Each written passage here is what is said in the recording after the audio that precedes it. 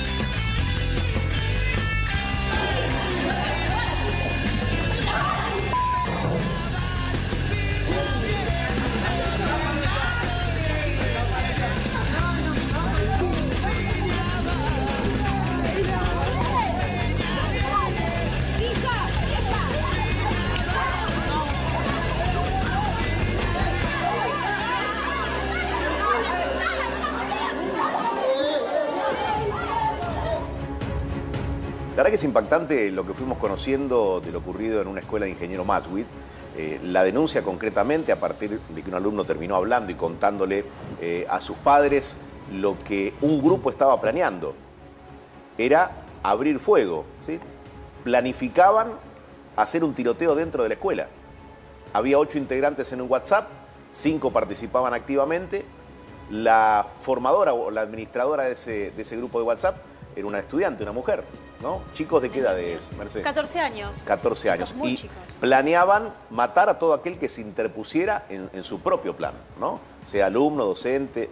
Bueno, esto es impactante. El nivel de los WhatsApp que se conocieron, bueno, dan cuenta del estado que tenían esos chicos, ¿no? Que no tenían armas, se comprobó que no tenían armas. Pero decían tenerlas. Pero decían tenerlas. Incluso mandaban fotografías, que supuestamente habrán sacado de internet, pero lo cierto es que el nivel de violencia que exhibían, la verdad, es que daba miedo. Lo cierto es que finalmente uno de ellos habló, se logró desarticular esa intención que había y ahora hay que entender qué pasa detrás de esas pequeñas cabezas, ¿no? Porque son chicos de 14 años. Claro, nada más. cuando uno en ese chat de unos pocos alumnos dice, ya tengo las armas, ¿quieren hacerlo? Bueno, uno de los integrantes dijo, esto me parece que ya está tomando un color de oscuro para arriba, ¿no? Escuchá uno de los audios. Lo del tiroteo, ¿verdad? Ay, no, ¿sabes que no? Es mentira. Bueno, pero pará. ¿Pero por qué lo querés hacer? ¿Qué te importa? Pero la ¿Lo verdad... vas a hacer, sí o no? No sé, no quiero, la verdad, no me quiero meter en más problemas.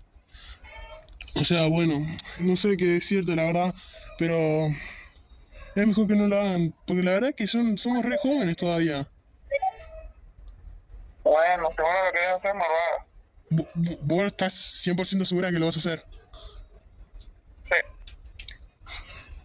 Sí. ¿Y cuándo el año que viene, el 13 de julio, dijiste? Sí. ¿Por qué ese día? Porque es el día de mi cumpleaños. Y las armas las ibas a sacar de tu padrastro, ¿no? Ajá. Bueno, ¿sabes qué? Yo no voy a estar. Que tengas suerte. Bueno, Pero no me saques del grupo porque me gusta ver el chisme. no, ¿Qué? no. ¿No qué? Te voy a sacar. ¿Me vas a sacar? Sí. No, ¿por qué? Porque sí. Si no vas a estar, ¿por qué queremos tenerte ahí en el grupo? No. Bueno, chao. No. Las voces están distorsionadas, son menores de edad, hay que preservar muchas cosas que tienen que ver con el tratamiento que se le da a un tema así, pero también cómo se investiga, qué había detrás de la idea de una chica que convoca al resto, uno que se quiere despegar, pero que le interesa saber cómo van a planificar este tiroteo. Víctor, ¿cómo se califica una causa de este tipo? Esto tramita en un fuero, llamado Fuero Penal de Responsabilidad Juvenil, la Fiscalía 2 puntualmente, a cargo de Fernando Martín Reynés, que investiga la intimidación pública. Hay un artículo que habla de infundir temor hacia la población de distintas y determinadas maneras, con una pena que va de 3 a 6 años. En este caso, si bien son inimputables porque tienen menos de 16, se le pueden aplicar medidas de seguridad. Lo primero que hizo, obviamente hizo allanamientos, secuestró todo tipo de equipos, no se secuestraron armas, como bien hablábamos recién, se secuestraron equipos, teléfonos, demás, y lo que sí se hizo fue una restricción de acercamiento para estas 4 personas, pues son 4 chicos, 3 varones y una mujer, que estábamos escuchando a 2 de ellos recién. Se le prohibió el acercamiento al Instituto de Educación bueno, que donde ellos querían ir y tenían, como bien decías vos, quién iba al primer piso, quién iba al segundo piso, cuándo lo iban a hacer, que era el 13 de julio, el día del cumpleaños de la mentora de todo esto. Sí, ahora, uno puede decir, sí, pero es un nicho aislado. El tema es que hay muchas situaciones que últimamente nos preocupan y mucho. En Mar del Plata ocurrió otra situación. Situación que la definirías de qué manera, Víctor. Ahora, por el momento lo está investigando también un fiscal del Fuero Penal Juvenil como averiguación de ilícito. ¿Qué pasó? 2 menores que estaban acosando a uno y esta persona que se sintió acosada se defendió. Y esto es lo que pasó cuando se defendió. Re pesada, legal. Ranchito, con esa le damos que no se regalen. Con esa le vamos a dar que no se regale. Vos fíjate los términos que utilizan, términos que en la jerga se conocen como términos tumberos. Y esto es lo que le contesté. Atento a esto, es que se hace la denuncia, bueno, se procede también a un allanamiento, y acá en este caso pidieron disculpas, que era un arma familiar, que era una reliquia familiar, que no sirve, que no se usa, que se ve el gatillo. O sea, que no era utilizable, que no tiene pero es un arma percutor, real. pero la intimidación está. Re pesada, legal. Entonces, está bien, no tiene por qué saberlo el chico, porque ves que dice que no tiene un montón de cosas. Pero bueno, acá se imputó, ¿sabes qué hizo? Se imputó al padre de uno de los menores también. Ajá.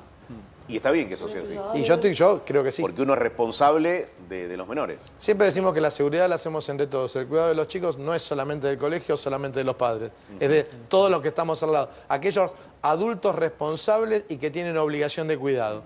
Vos sabés que no casualmente hablamos de este tipo de hechos porque no es una sensación. Cada vez hay más situaciones extremas que involucran o incluyen a los jóvenes o protagonizadas por adolescentes y preadolescentes también. Sí, estamos hablando de púberes. Bueno, de hecho hay varias series que reflejan el estado de situación complejo que están viviendo los chicos hoy por hoy. Hernán Navarro es presidente de la ONG Grooming Argentina y está con nosotros. Hernán, gracias por venir. Por favor, siempre un placer. Bueno, una primera mirada sobre lo de Matchwit, lo de Mar del Plata y la situación general, ¿no? A veces la ficción lo que termina es contando lo que nos pasa, ¿no? Adolescencia, atrapados y demás. Sí, a ver, la ficción moldea la percepción social y construye sentido común. Ante esa realidad, no es inocuo estos mensajes que vemos tanto en adolescencia como en atrapados, mensajes que tienen que ver con, a mi criterio, conforme al camino que venimos recorriendo hace tantos años en las escuelas en el país, es el lazo roto, esto que planteaba Víctor, ¿no? El entramado social roto entre el Estado, la escuela, la familia, la sociedad en su conjunto.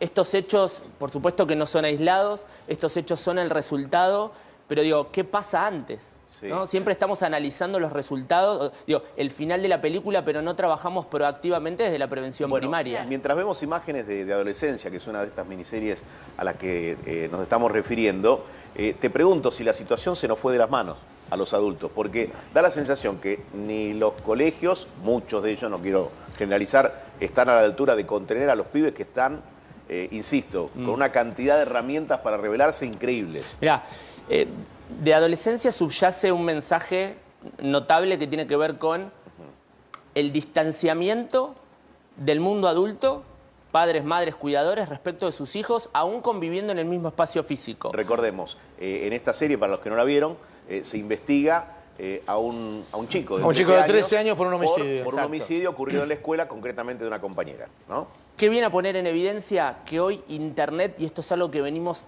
gritando a los cuatro vientos, hoy Internet, o me corrijo, con Internet, mediado el entorno digital, las violencias no ocupan lugar ni espacio. Pongo un ejemplo.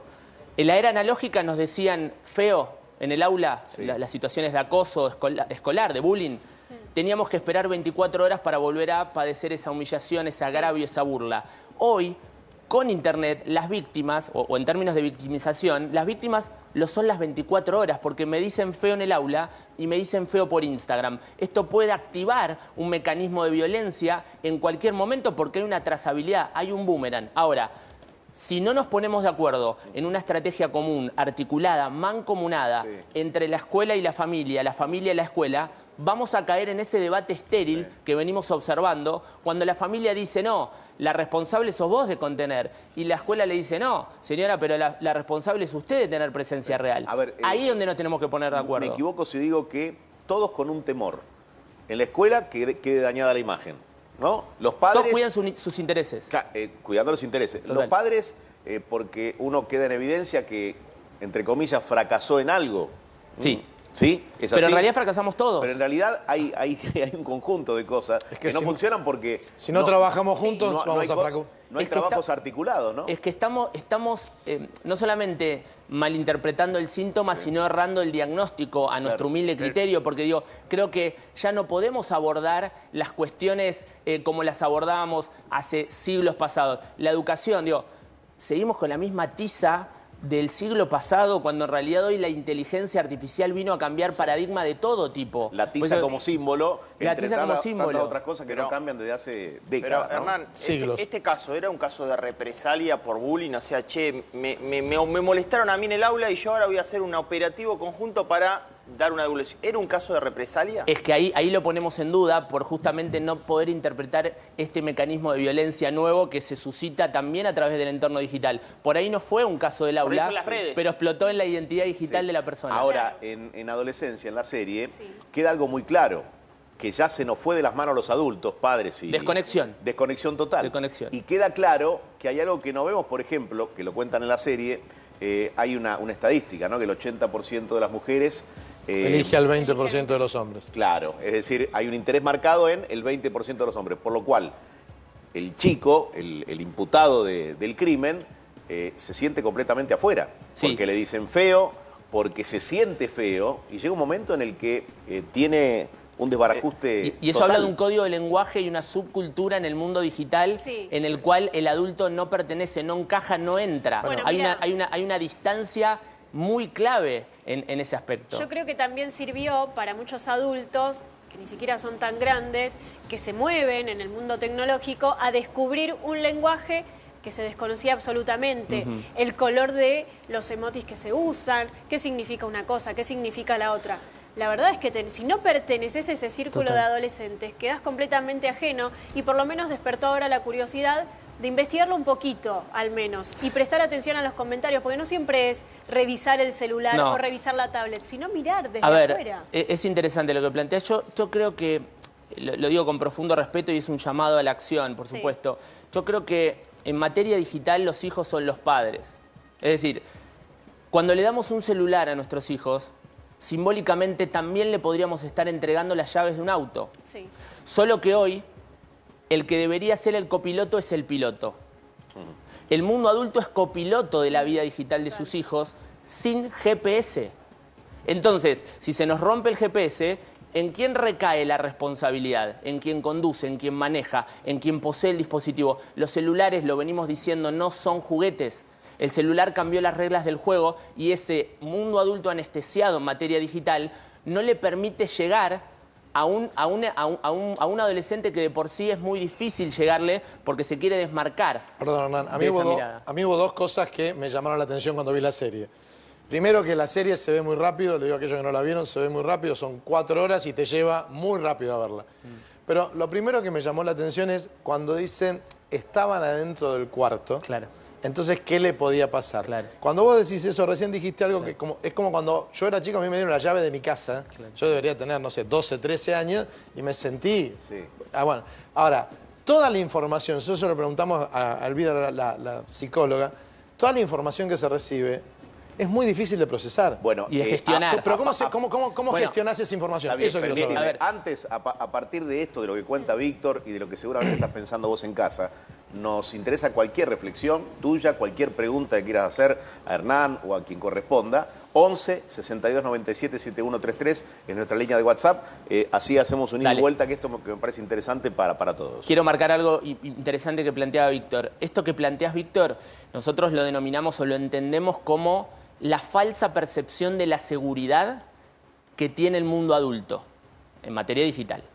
Esto, convivir en el mismo espacio físico nos otorga una sensación de que in situ, es decir, en el lugar, no habría un peligro latente, porque en realidad cerré la puerta, trabé una ventana, cuando en realidad hoy las violencias, los peligros, hoy la pedofilia expresándose en Internet ingresa de manera intangible, invisible por la sociedad. Entonces, vos te quedás tranquilo porque tu hijo está jugando un juego, pero en realidad tu hijo está en un boliche las 24 horas de manera permanente. Esa falsa percepción de la seguridad es la que no logramos interpretar como mundo adulto y por ende tomar medidas proactivas. Hernán, voy a recordar las redes también de Vivo el Sábado, en X, @Vivo el Sábado, en Instagram, @A24 Vivo el Sábado, sumado al WhatsApp que te acabo de dar, para que traslades tu pregunta o sumes alguna reflexión. Si tenemos que poner un orden de cosas que se nos empezaron a ir de las manos o empezamos a descuidar, es la relación, el vínculo de los grandes con los chicos. Sí, primero el lazo roto. Después, antes, ¿qué negociábamos? Mirá que no vas a jugar al fútbol si no haces la tarea. Hoy te saco el celular, pero el celular cada vez más chico lo tienen a menor edad. Lo medimos. En la Argentina, el primer celular propio, no el que le otorga un padre a modo de jugar un juego y demás, el primer celular propio, esto lo medimos el año pasado en más de 4.000 casos, lo tienen ya en 4 de cada 10 situaciones niños y niñas por debajo de los 9 años. Es decir, un chico de 9 años, de menor edad también, de menor edad también, puede tener acceso a un chat de compañeros mucho más que donde eso. Están vamos a hablar en términos, donde están bulineando a otro compañero. Mucho más grave que eso, es verdad. A ver. Tiene el acceso a pornografía. A ver, los chicos hoy ingresan primero a la pornografía que a la educación sexual integral en un aula, en una escuela, en una comunidad educativa. O sea, tener un celular es sinónimo, según mi criterio, de una emancipación digital. O sea, desde el momento que le damos un celular a nuestros hijos, se emanciparon, se emanciparon digitalmente. Simbólicamente les soltamos la mano. O sea, los software de control parental, que hoy es la única herramienta que el mundo adulto recurre y conoce para poder monitorear, supervisar, controlar la actividad de nuestro hijo o nuestra hija en Internet, es un placebo, es un paliativo. ¿Existe un software de control? Existen, pero son placebos, son paliativos. Se me ocurren muchísimas preguntas. ¿Qué fórmulas aplicaron en otros países? Si querés, nos contás en un ratito para dar vuelta a esta historia. Si estamos a tiempo y de qué. Si estamos a tiempo de hacer qué. Siempre estamos a tiempo, Eduardo. Bueno. Si no, bajaríamos los brazos, siempre estamos a tiempo. Como referencia vamos a escuchar a uno de los papás, a una mamá en este caso, de los chicos que concurren a esta escuela de Ingeniero Magwit. Usted no termina de creer que es un chiste. No es un chiste, totalmente, porque esto no es broma, ¿entendés? Con la sociedad que hoy estamos, que yo trabajo en la calle, veo la gente, veo la maldad que hay, ¿entendés? Yo no sé... ¿Hasta qué punto es una broma? Claro, totalmente. Entonces hoy en día los chicos te dicen todo, ¿entendés? Si algo te está diciendo, hacele caso, no lo pases por alto, porque para mí no pasaron... ¿Hay nuevas amenazas? Me dijeron que sí, yo no los tengo. Lo único que tengo es una foto de un arma que seguían, esto fue creo que ayer, que hubo una ¿cómo esto? Llegó una amenaza a otra mamá. Es un revólver sobre una mesa, por lo Sí, un revólver sobre una mesa. ¿Entendés? Entonces esto no es broma, chicos, por favor. ¿A quién le mandaron eso? Esto se lo mandaron esto me lo reenviaron a mí. ¿Y a quién se lo mandaron? Ahí está el nombre. ¿Entendés? No es broma. Entonces acá Ariel Superchu, el intendente acá de Masui, de Escobar, por favor, que haga algo. ¿Entendés? Que haga algo. Los chicos, ahora ¿entendés? Que porque a clases, ¿siente que no es suficiente con esto? No, no, porque no me está dando ninguna seguridad a mí y a todos los padres en realidad, porque es grave, es muy grave. Cuanto menos hay dos escenarios muy graves, ¿no? Uno más grave que el otro. Si esto se iba a concretar, ya que lo piensen, es algo que resulta inquietante, Sí, Hernán. y qué interesante esto que dijo la madre desde el sentido común. Esto no es una broma. Yo le agregaría es un delito, ¿no? Mira, una de las cosas que me llamó la atención por ahí, por mi profesión, que la compartimos, es cómo lo detienen cuando empieza la serie, cómo lo detienen a un nene de 13 años y el tratamiento que le dan. Tremendo. En el Reino Unido, a un 13, que uno lo sabe porque cuando estudia lo que es minoridad y demás, sabés cómo lo dan, que a partir de los 10 años ya es punible. Pero sobre todo, cómo es la detención y cómo es el tratamiento que le Contá dan. qué te llamó la atención y cómo... No cómo le te quiero sorprendió spoilear el la serie a tratamiento. nadie, pero No, básicamente lo que hacen, entran a la casa como si fueran a buscar un peligroso delincuente, un asesino. Y obviamente con todos los recaudos, y después lo tratan... Les queda claro, al menor, si bien el menor siempre tiene al lado o a su padre o a una persona que lo ayuda, lo aconseja. Sí, con una contención psicológica a todos, porque le dan contención a todos, les queda muy claro que lo que hizo no es una pavada. No es la puerta giratoria, no es llamar a tu abuela, a tu mamá y tu papá que te lleven a tu casa y te digan hoy te vas a dormir sin comer la sopa. Es clarísimo que tienen un delito grave. Y le queda claro al menor y a la familia y a todos los demás. Eso a mí, por lo menos, yo lo tomo como mi formación profesional o mi deformación profesional. Pero me llamó la atención mucho ese tratamiento. Y que yo siempre digo, bueno, delito de adulto, pena de adulto, tratamiento de adulto. Que es lo que se ve claramente al inicio de la serie, antes de desarrollar todo el otro tema que también es muchísimo más interesante. Hernán, te hago esa consulta teniendo en cuenta también lo que conversamos hace un rato nada más con otra profesional. Vos marcabas esto de habilitar los celulares tan temprano, ¿no? Menos de 9 años, la verdad que son muy chicos. Hablaba del dato, no de habilitarlo. Sí. De este dato que está Exacto. dando vuelta y que se entiende que es 100% cierto. Y con otra profesional también conversábamos la postura de los adultos frente a este tipo de decisiones y cómo se fue desdibujando lo que es la autoridad. Entonces, ese miedo que hay del adulto con el chico de, y bueno, y si no se lo doy se enoja, lo dejo aislado del resto de los chicos que son pares como él y que ya tienen uno.